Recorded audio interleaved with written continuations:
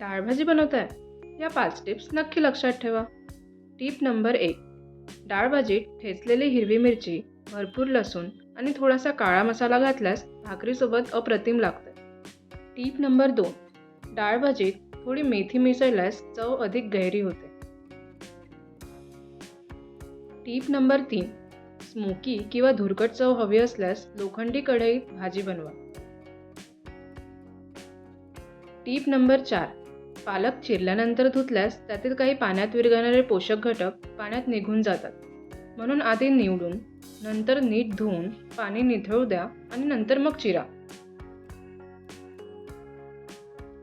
Tip number 5. डाळभाजीत कैरीचे काप वापरल्यास चव अजून छान येते.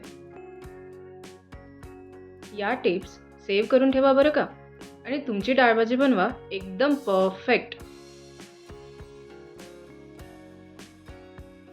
अशा झटपट आणि उपयोगी टिप्ससाठी आपल्या चॅनलसोबत जोडलेले राहा आणि सबस्क्राईब करायला विसरू नका. पुन्हा भेटूया. थँक्यू.